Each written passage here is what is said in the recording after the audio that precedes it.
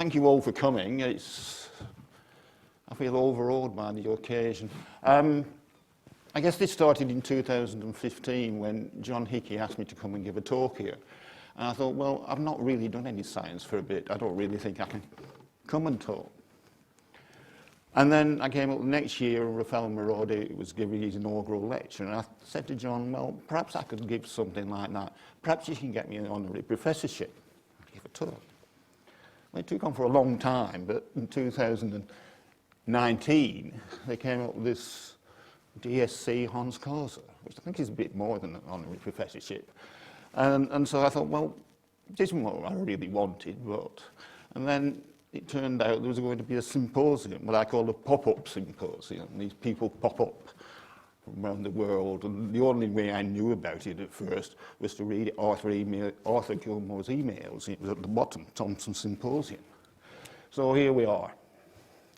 And since I retired from life at Rothamsted, I listened to 3 radio programs. Live Scientific, which is somebody, a very good interviewer talking to scientists about their life and work. Desert Island Discs, where people talk about, again talk about the life, but they talk about out records they would have on a desert island. And sorry I haven't a clue, and that really sums up some of my career at times, but that was there for a different talk, but anyway. So what we've got today is Desert Island Library. It's 8 papers, including, but it's no good just taking papers to the desert island because you need to look back at references as well as the papers, especially some of mine. It's not just good enough to have the paper, you have to go look back. So I take a bit of license with that, so I take back some references and some papers which are followed on from them. And the ones I'm taking are colour-coded blue.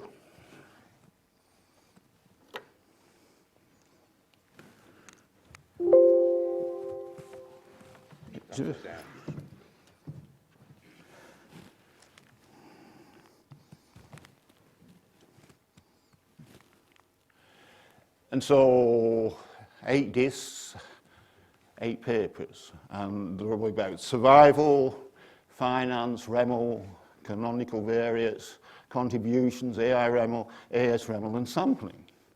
Now some of them you've heard before, but 1 or 2 are a bit different. And it's partly an attempt to acknowledge mentors and present a coherent story. Again, you've heard most of this before. David Argyle mentioned it, but my prehistory was that I was brought up on a small dairy farm, brown cow farm, 20 acres, 10 cows, 2 sows, 50 hens, and a heavy horse. And then we moved on for 15 years, and we had a slightly bigger farm, same number of cows, a lot more hens in batteries and a Ferguson tractor. And then I went to Newcastle University, where I did a master's, undergraduate master's degree and a master's in statistics. Now in my teens, people were asking me what I wanted to be. I had no idea. And the boy from the next village, who's a year ahead of me at the grammar school, wanted to be an aeronautical engineer. So I said that to everybody. It stopped all the questions. I didn't know what they were. Then about 1958, we got a farming periodical, Farmer and Stock Breeder, and there's an article about Alan Robertson. You've all heard about him today. And they mentioned contemporary comparisons, progeny test of AI bulls, as Brian said. And now, I'd seen contemporary comparisons because my father was getting information on progeny tested bulls. And he said that Alan Robertson was an agricultural statistician. So therefore, I decided I was going to be an agricultural statistician. Again, I didn't know what it meant, and it stopped the conversation, but that was what I was going to be. So very soon when I arrived to Edinburgh, as one of my papers I'm going to take to the desert island was a paper by Alan Robertson, which I found, well, as John said this morning about Alan, he's very intuitive. This was an analysis of survival, and it directly influenced my contribution, I guess, to two papers anyway. Hussein, Peter and Vincent looking at heritability and response to selection on the survival tract, and looking at bias, invariance and covariance component estimation with Karen Meyer. And he really was talking about survival as a trait. Some of the other later work go on, we seem to just treat surrogate for survival in terms of meat yield or something else. So there's my first paper. And then this is a paper very few people have read. I don't think well, I'm sure Bill's read this one. The Pig Industry Development, PIDA, forerunner of the MLC, whatever they are now, Levy Board. And the scientific ideas are in a paper by Fowler, Bichard and Pease. But something that struck in my life for a very long time was this comment that, compared to biologists, accountants do not make mistakes. Income equals money in bank plus expenses. Simple way to do things two ways, you get the same answer. And certainly in at least two of my papers, actually by doing things two ways, and perhaps not getting the same answer, maybe think again and get things right. Now, of course, one might think that, well, I guess the history is that accountants do make mistakes, but anyway, it was a good principle to base on. Then, again, David Argyle talked about my career as a unit of statistics for 16 years. I moved to Arborough, the Institute, IAPGR, the less said about that institute, the better. And then on to Roslin, and then I ended up in Rothamsted Research, and since 2006, I've been a Law Trust Senior Fellow. And it's like everything, you know, over that 50 years, everything changes. I had 3 jobs. With the 1 research council has been given 3 different names. The 3 institutes I've been working in have had 6 different names. So here we are, the first paper, Patterson and Thompson. Now, it really started with a paper by Cunningham and Henderson in 1968.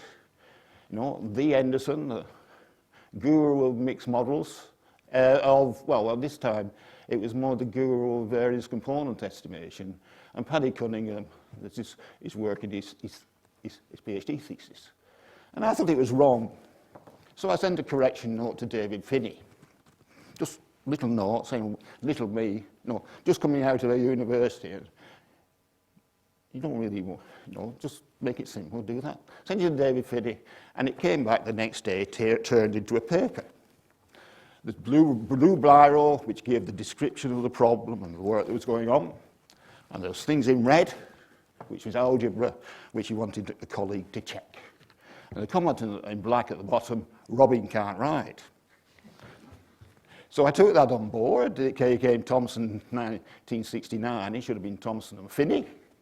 But I took this on board. I realised to be a success, I needed to work with people, which I've tried to do through the rest of my life. And also the fact that David Finney had stood down and actually done all this to help me. And I thought, well, perhaps I can't do everything, but perhaps I can help people. So that really inspired me. Oh, shoot. End of story. Oh dear, never mind. Oh,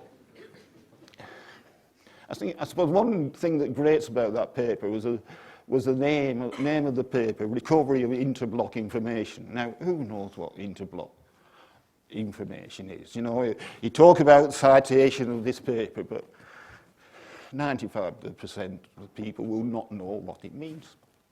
So, and it all seems an old hat now, but here we were talking about mixed models. I guess I was interested in an animal world, where we were interested in contemporary groups, we were interested in sires, and we're interested in the sire component. And in a sense, the contemporary groups were the fixed effects, the sires were the random effects, and we were interested in the variance component. Now, where Desmond Patterson had come from, he was interested in experiments, he was interested in treatments. They were the fixed effects. Blocks were the things, a bit of a nuisance, which we wanted to take account of, and there are various components on blocks. So in the plant world, we were interested in getting treatment estimates, which we could get from intra-block information by correcting for blocks. But we also get block totals, the inter-block information. That will tell us something about the treatments. It's probably not as precise because it depends on the block variance. And so to get at this extra information in the interblocks, we really needed to downweight that information. So we used some of the block effect information, that they were nuisances, and the variance really was a nuisance factor, but we needed to do something with it. In the animal case, we were interested in the sire variance. This gives heritability, and we're interested in predicted sire effects, and that again needs heritability. Now, maximum likelihood according to Desmond Patterson was asymptotically efficient. I'm sure Ian will correct me if I'm wrong. But the two things he said to me was, he's too clever, and it's difficult to calculate. Now, I had no idea what was too clever, so I've gone, oh.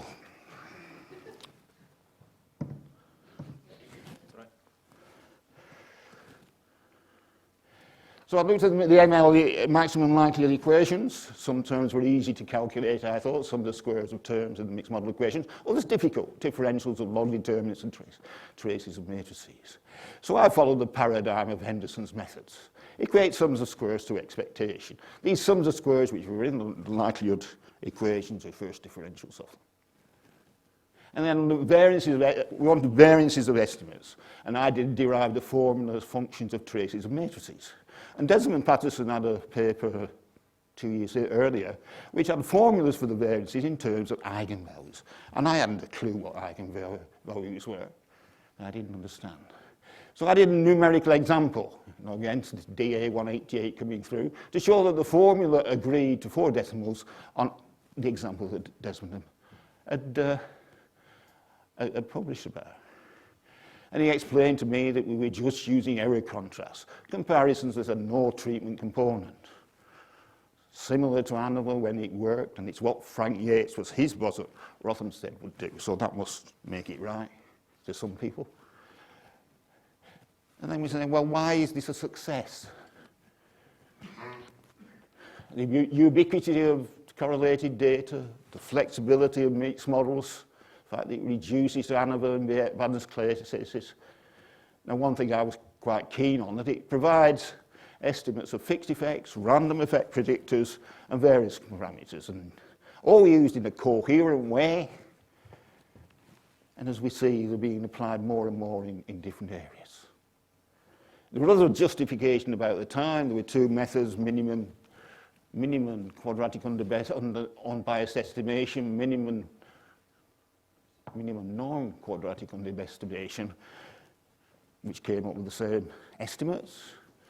Slightly later, the Bayesians came into gave an argument for why what we were doing had a Bayesian interpretation. Ari Verbler came out in 1990 and showed it was a conditional likelihood. Lee and Nelder had a penalty function argument. And if you went back to Robertson's in 1962, he was looking at doing a weighted analysis in a single classification. Do you give equal weight to each observation, or do you give equal weight to the mean? And he showed by some abstruse calculation that you did something in between. And it turned out that the weight he used was the weight we were using.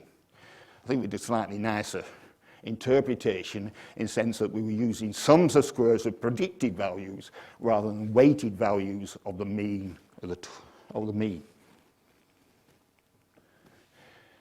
I guess another reason for the success was that we had champions of the method. There was an influential review by David Harville in 1977, which got it out to the American audience.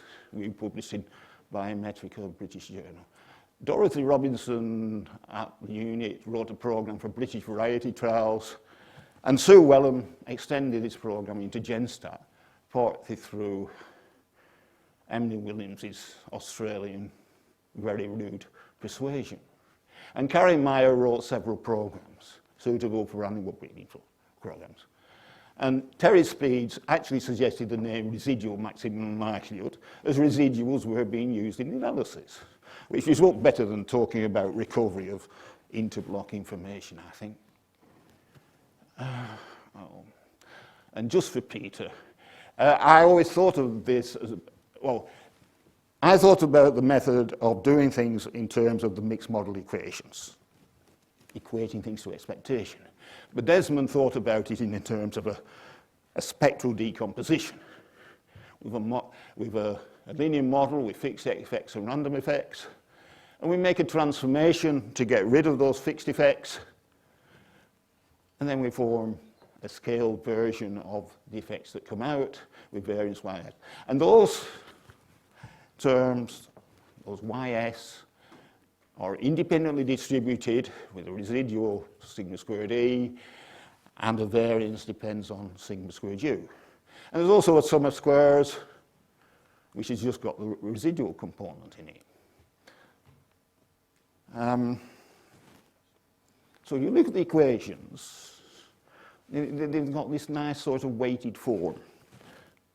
And it's only about, and the next year, one explanation of that came out, another paper I'm taking with me to the desert island, Nelder and Wedderman, who looked at generalized linear models, where they introduced general linear models allowing variables to be distributed in the exponential family, normal, gamma, Poisson, binomial, and also allowed a nonlinear link between the observation and the linear predictor, all fitted to this linear squares algorithm. And the Randall likelihood is a special case of that. We've got gamma distributed data, the sums of squares of these scaled quantities, with an expectation, which is a function of two parameters, and it's essentially a linear model. Coefficient 1 for the sigma squared e, and a lambda for the sigma squared u, and the mean square fits into that. So this suggests to me an obvious goodness of fit test and diagnostic plotting the data against lambda I with a slope of sigma squared u and sigma squared e. There's a recent paper in the World Congress where the authors were looking at different models for the for SNPs and suggesting ways of calculating essentially these lambda I. And to me, they missed the main point of what we could have done, which was to do a plot of this way and do an actual goodness of fit test. Two papers extending this to the multivariate case rather than using sums of squares of cross products, which are these distributed as a Wishport distribution. And I use this on data on parents and offspring and estimate maternal genetic variance in tribolium. Now, this doesn't I think it's very neat, but not really very useful apart for discussion of iterative schemes and designs. And that was considered in this paper by Alison and Brian and me. Well, I'd like to make the link actually between Remmel and Hanover, and I think this way of thinking about it was useful. And I also discussed the Cholesky transformation because I wanted people to have some simple explanation of the information they got on the variance parameters. How many degrees, old-fashioned ideas, but how many degrees of freedom these were based on? What linear combinations are independent? So that's Rem for you. The next one is really on canonical variates. This was my first international conference. It was at the conference that Naomi just, it's the first of the conferences that Naomi talked about. And I briefly introduced the idea of using canonical transformations to simplify block calculations. If you have what was called an equal design matrices, well, you essentially have the same design on each trait, both of the fixed effects and the random effects, and the residual variance structure is really a separable product, and the random effects again have a separable product. Then we can use a canonical transformation to turn y into y star. And that P matrix makes the observations independent at the residual and the genetic level. So instead of having to deal with a t-variate problem, it allows it to split up into t parts. Now, I really didn't do very much with that, Bill mentioned the paper on the probability of non-positive definite estimates of G. Karen took it on to talking about estimation of R and G. It's curious, it was done in 1985, and 30 years later there was a paper in genetics which rediscovered this work. And Bill and Fran Hayes, and Karen, I think, simplified calculation of sampling properties of selection indices and suggested improved selection indices. The fact that you can make a transformation to make everything independent, and the transformation works at 2 levels, is very useful. More recently, one of Brian's students was working on multivariate autoregressive models, 2-dimensional ones. So they're 2-dimensional in the sense that they're coming from a row column design that Alice had mentioned. And if you go along rows, then the residual of an observation as an independent bit and a bit which depends on the previous observation. That's along the first row, the same for the first column. And then if you're doing anything in the body of the table, there's an extra term coming in. And so we've got this model. And the variance of the size is this sigma. When you do that, for row invariance, if you'd like the same model to work from one end as starting at one end and going to the other, as starting at the other end and coming back, which happens in one-dimensional processes, you need a condition on that regression coefficient, those row regression coefficients, and the sigma. They sort of commute round. And the same thing happens for column invariance. Now, the novel thing in the De Vere thesis was that it showed for row column invariances, essentially these regression coefficients, the product of them had to commute. Now, Brian showed me this, and I thought, oh, these matrices, these 3 matrices commute. We can have almost like a canonical transformation which diagonalizes all these. So there are underlying T-independent AR1 times AR1 processes with autoregressive parameters. Depending on these autoregressive parameters depend upon these diagonal maps. And this is relatively easy to fit. And it is also a lesson in not trying to write a nice paper from somebody's thesis who hasn't quite got all the way there.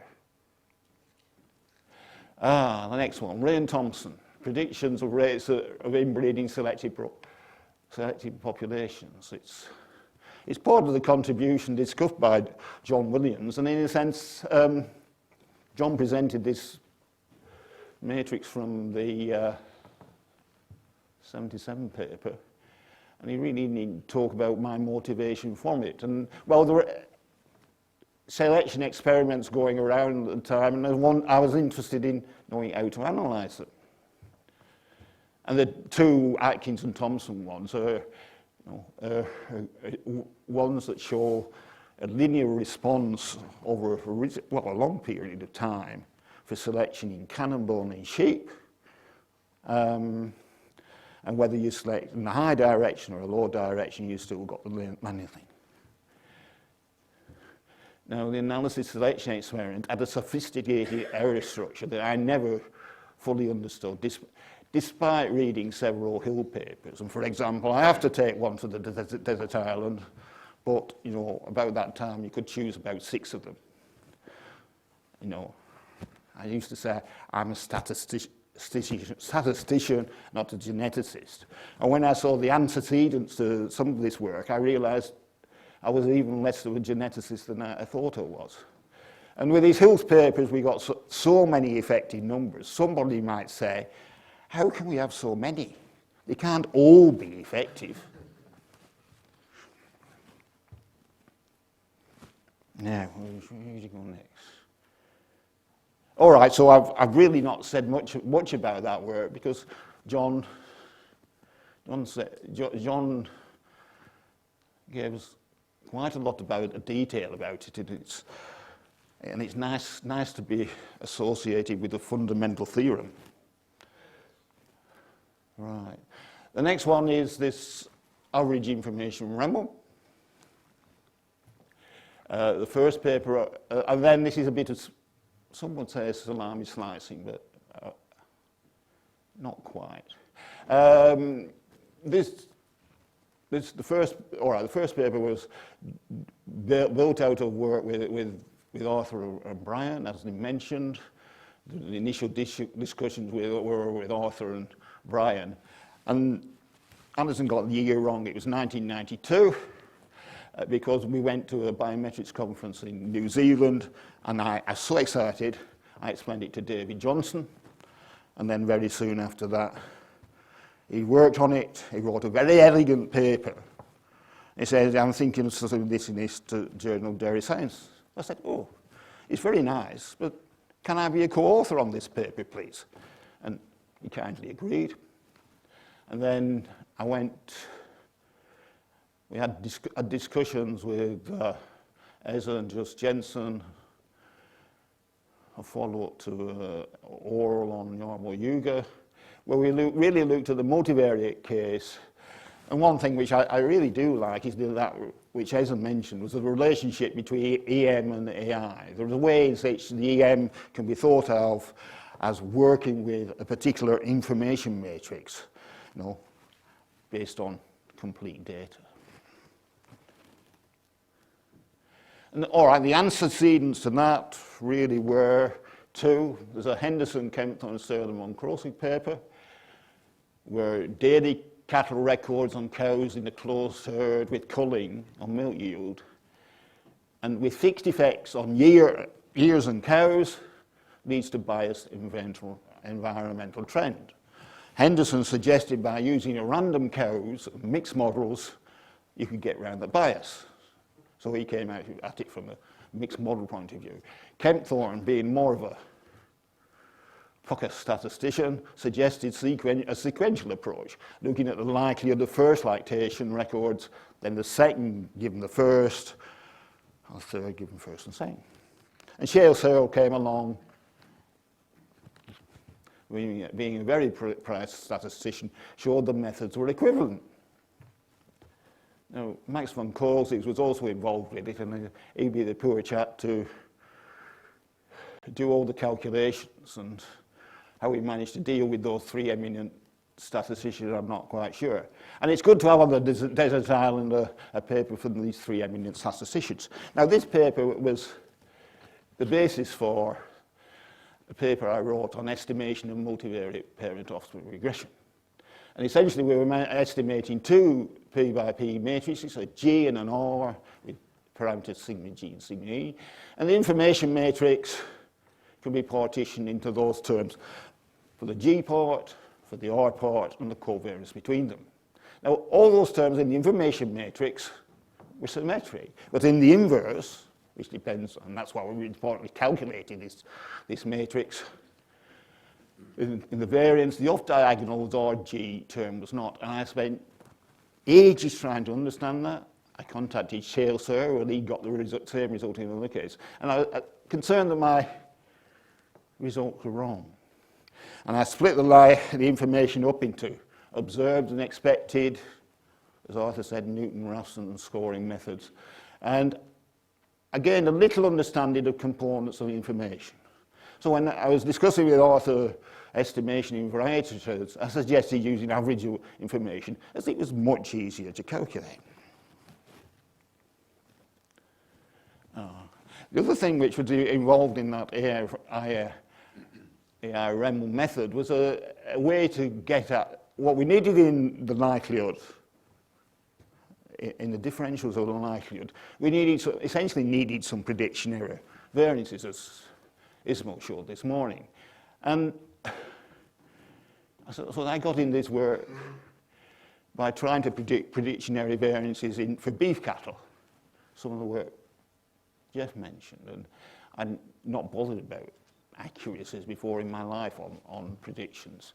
And what we did, it had been done 21 years before in a slightly different way, but I thought we'd a nice recursive way of doing it. And especially for Raffelli's benefit, I put subscripts and superscripts on these matrices. The subscripts tells you the elements that are in, and the superscripts tell you what happened in each iteration. So we've got a recursive information, essentially taking a symmetric matrix A and forming a matrix L, which is lower triangular out of it. Now that's in a sense is fairly old hat, but the interesting thing about it was that if some of these terms in the A matrix were 0, we didn't need to calculate the terms above. So the terms in red were there. We could reduce the computation if some of those terms in the red terms were not there. And then once we've got this triangular form, we can get the inverse of it. And we again get it in a similar sort of way. We scale row matrices, we get some also regression coefficients, and then we get diagonals. And again, we're only using non-zero elements of these terms, because these are only the terms that we need in the iterative procedure. Now this depends on the order. If you fit the mean and G groups, the operations are proportional to G. But if you fit the model the other way around, fit G groups and the mean, the matrices become denser. The operations are proportional to G cubed. So we can see in this trivial case, there's an advantage in one particular order. And in programs have to try and take account of that. And then next one on the list is, again, Alison has mentioned this, a reference manual for AS-REML minus R. And the way I do this, check back on the years, I think it's a culmination of 26 years of collaborative work. There was an agreement by Arthur, Brian, Sue Wellham and me in New Zealand to collaborate and pool resources on producing software based on this AI REML algorithm. And we put together experience that we knew on different programs and models. I think Arthur mentioned 2D, which Arthur and Brian knew about. He told us about spatial models. He knew about separable models. From GenStat, Sue Wellham knew about repeated measures, and she had implemented a REML program that I'd started doing. Arthur mentioned that he'd been involved in Reg and BVEST, which really work with additive relationships. And I knew a little bit about DF REML and REML PK, two of Karen's programs. And as an instance of the things that were using REML PK, here's a sample list of Edinburgh PhDs who were using those programs. And mostly they were non-standard analysis. I think the Marodi paper was a standard analysis, but it was the first analysis of a selection experiment with an individual animal model. And Karen sort of did this procedure. She'd solve one problem, then move on to the next, then move on to the next. And with ingenuity, we could fit some of these models in. We couldn't put them all in together, but we managed to get them in. So I wanted to get the ability to estimate more parameters and have a more user-friendly specification. And one of the beauties of the AI algorithm was that it was almost linearizing the estimation of the various parameters. So you couldn't completely do it, but you could go all the way. And the more user-friendly specification is just about achieved with a functional specification in AS-REML minus R, and especially due to Brian and Dave Butler. Initially, there was no intention to write a standalone program. It was going to be used as a kernel for GenStat. Use well-dependent methods for operating on data. But GenStat could not, would not keep up with Arthur, so we've been given standalone, AS-REML. Now, where did all this Is this in again? It's not that good, they put it in twice. Throughout, Arthur Gilmore has taken responsibility for the program. That's a code way for saying that the code Sue and I provided was commented out without any discussion. He's also supported users. There's a AAABG citation for cell-shaped states. A discussion group has also been set up, but it's better described as Ask Arthur a Question. His generosity and time to individual answers and his resistance to describing perhaps 50% of the questions as stupid are exemplary. I would sometimes say that he doesn't answer the question, that he'll give an answer, but it's not to the question the user or the program's interested in. Careful design. Again, one of my gurus, John Nelder, said, well, we've got scarce resources, we've got to think about the models we want to fit. We don't want to just fit one, then another, and then another. And the generalized linear models was a perfect example of that. And in terms of the things that Arthur talked at, we talked about own facilities. We've got an own facility in, so that we can't think of everything a user would want, but we can give them hooks in there that they can fit in different models that we haven't yet got in there. They all want in terms of the various models or in terms of the basis functions. And Arthur referred to fitting marker models. You know, it's bane of my life because I thought that was a special case of random regression, but not to Arthur. So this careful design, we did write 4 papers, which looked at the consideration of the correlated error structures before we started the work. Autoregressive moving average, antidependence, separable repeating. And I'm sorry, Ian, I talked about singular things in the Thompson 2, thought it was in the 9 paper. You asked me about it, and I forgot to send you the paper, but I will do. ASRM should deal with singular variance matrices. Now, if you're developing a computer program, I think it's more than just writing the code. You've got to improve the theory. And curiously enough, I think all these papers are some that Alison mentioned, because they've all got Brian involved. And she did better explanation of, I don't need to repeat it, that really we've improved the theory and it's been put into ASRM. It's no good just writing something to put in the library. You've got to be able to use it. And having the fact that ASRM was there was motivation to rework on some of the problems. Again, analysis of splines, Alison mentioned. Oh, I just mentioned that. And then this defavory work, again, was partly motivated by this multivariate autoregressive model, and it fits quite nicely into GenSum. To ASRM. Now, again, it's not just good enough to write a computer program. We've got to improve the user experience. And Bev Gogol worked hard to improve the draft documentation. And it was sometimes a challenge to make the syntax more consistent and user-friendly. Dave Butler and Brian Cullis built on the kernel to write ASRM-R. And Sue Wellen ported the kernel into GenStat. And Simon Harding built a front end to ASRM minus W, I should have said there.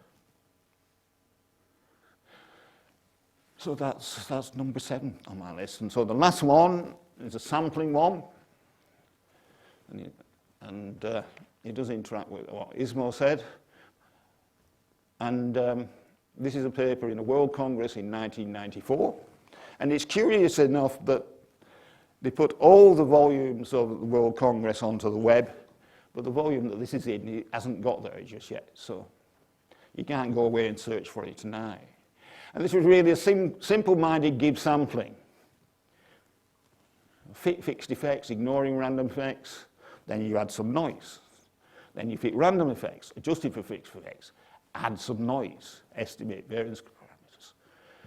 And then fit fixed effects, I should say, adjusted for random effects. And add noise, and you repeat this exercise.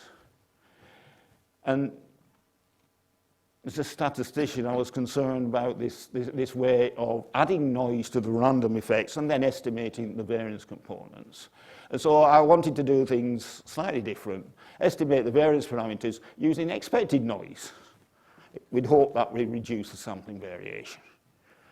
It essentially reduces, essentially this process is generating a sample prediction error variance, and we're reducing it. And the fancy name for this is Raoult-Blackwellization. Now, a bit later, Clayton and Rasbach did exactly this, something very similar with a cross-classification with uncorrelated effects.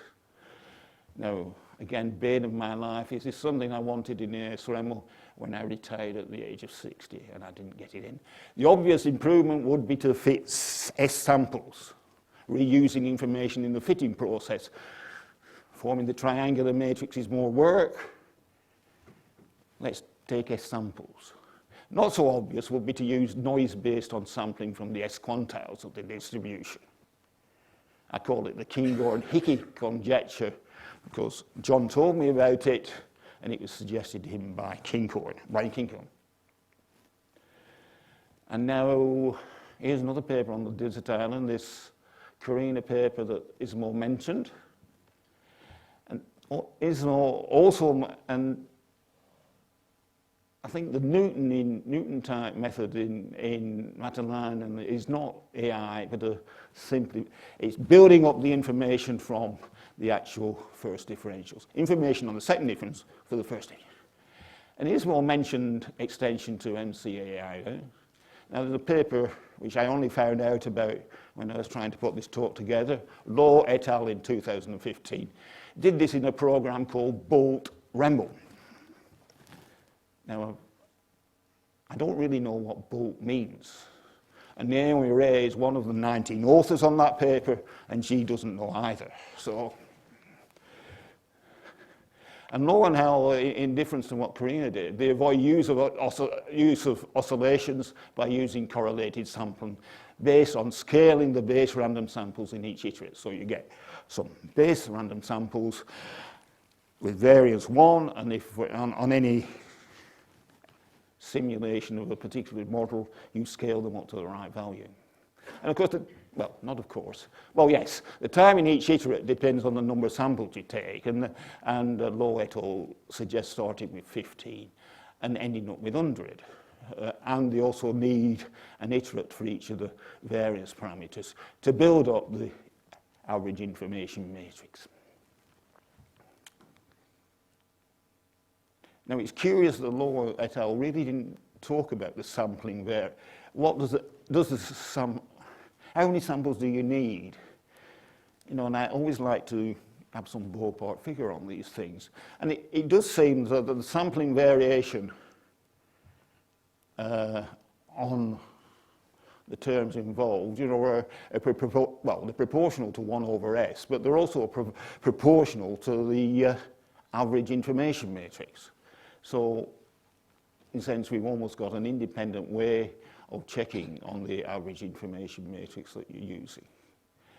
Now, this paper by Isabel Stewart, again, caused John Williams and Sue Rotherston a lot of work because he tried to use ASRM and he'd got the sampling distribution of the normal distribution wrong. So poor Isabel spent 2 months with the wrong simulation and random numbers. But that was an example with over 200 parameters, and saying that the Lowe and L scheme depends on essentially doing some calculation on each parameter. So, back of the envelope calculation suggests that we're fitting a model with y is xa plus zu plus e. If we extend it to include a w, which depends on the working variables involved in the estimation of the variance components, and we have a d, which is short for a increment in those variance components, and we add some extra information in. So the dummy data S, which depends on the score statistic, on the simulated score contribution to the score statistic from the estimated value equals D, and do fine-tuning with what variance there is on D, then we can, it seems to me that you can get what takes low et al. P iterates, P sets of calculations, you can do it with one. And earlier this week I was talking with Arthur about what the output in the ACE Rebel one, and it's generating piecemeal updating, and I think this scheme can also be used with the row localization, and it might speed it up, but it certainly make it a lot nicer. Right, how are we doing for time? Oh well. Acknowledgements. Now, I'll rush through this, but the people in black have had an effect on my life, on my scientific life, so they're on there. There's two others which I couldn't fit into this scheme, but Mary Thompson, my mother, Jeff got the story wrong this morning. I wasn't kicked by a cow. In later life, my mother, to my embarrassment, would go around and say, "Look at him, he used to be a cheerful, talkative boy." Well, you want to look at a cheerful, talkative boy? She obviously didn't think so. He was gored by a cow. And when that got in, she said, "Well, I should have had him seen to." And now it's a bit it's not as, so it wasn't the goring that you get in the Gasco's Spanish blues. It was just a nick.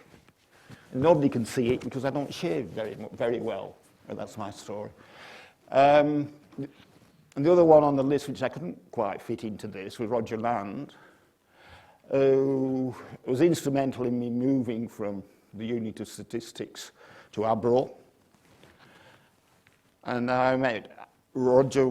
I did an analysis on North Ronaldsay sheep on the most northern island of the Orkney Islands, where the sheep were kept on outside a wall to fend for themselves on seaweed. And a colleague of Roger's knew the doctor there, and he got the doctor to look at the colours of the sheep. There'd been a student, Icelandic student of Alan Robertson and David Finney, Stephen Adler Science, and he had a theory about the inheritance of coat colours. There were 5 colours involved. And so Michael Ryder came to me with his data. It's one of the simplest analyses I've ever done. Just chi-squared, 5 observations, 3 parameters. Do a chi-squared of 10 with 2 degrees of freedom. So I wrote at the bottom, obviously not a good fit to the model. And that was too much for Michael Ryder. So he sent Roger Land to talk to me about this. So I explained it to him. And Roger Land was a passionate man, and he liked to get things done quickly. And he's a person who was the most passionate about statistics I know, because he was so annoyed he wasn't getting statistics analysis done in good time that on the way home from Roslin to Peebles, he drove off his car off the road because he was so annoyed he hadn't got his analysis done on time. So I did 1 or 2 analysis for Roger, and then 10 years later Roger took over as director of Abro, and he was looking for a statistician, and he went to the ARC and said, "Can I have Robin?" And they said yes. And it changed my career. I moved into an institute where I seemed to fit like a hand into a glove, and it, some ways, was the making of me. And Bill Hill, well, Bill mentioned the students. I got this long list, and as he says, we're not necessarily, I didn't formally necessarily supervise them. I certainly mentored them, and some came papers. And, you know, David Argyle talked about Edinburgh as a global resource. All these people turned up because of the reputation of Edinburgh. Well, they're all, apart from one or two, a pleasure to work with. They were all able, all passed, and there was an international diversity. And there was a thing about these theses, I think it was sort of partly an applied data analysis, and it is tailored to the student skills. So more able students, you could challenge them a bit more. And, you know, and Peter and Naomi, the people, two of the students, I did challenge more. But I have to say, I probably didn't say it about that work with Naomi. It's only because, talking about genetic drift variants, it was only because of a discussion with Bill and Naomi that it all clicked better into place. I don't think I totally know about it, but that's, I've said in print that I learned more than the students in a lot of cases. So I did have other students, again an international lot, and mostly more statistical, and they seemed to take longer to finish. Two of them longer took over 8 years, and Karina, I'm sure Karina did, but she did have 2 children along the way, so I suppose that's not too bad. Oh goodness, so he just goes off for a second. No, I know. All right, and then again, Alison's stealing my thunder on this with Brian Cullis. We had been involved in several students, less involvement, suggest ideas in the back of the boarding pass, but I have to say, I know, with Bill and Brian, they both give students very thorough grounding. Or if Alice said I give people a good grounding, I don't think I was half as thorough as Brian and Bill. Now, postdocs. I suppose that the last line is the one. I got less involved with these than the others, you know, and you think, well, the postdocs, they've got the training, they should be able to get on with it. All able, they all became, there's only one I've not been able to check about, I haven't been able to quite check about, but all the rest became professors, and it's less direct involvement. But I think it must have been that I was able to recruit good people rather than I contributed too much to the work. And I have to thank all other collaborators, especially the chairman and speakers. Thank you. And I'm sincerely pleased to have contributed to the work reported today. Thank you.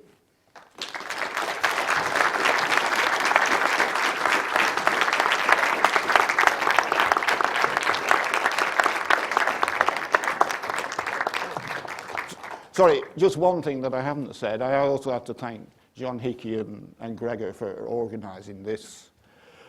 No, it's been a wonderful day for me. Thank you.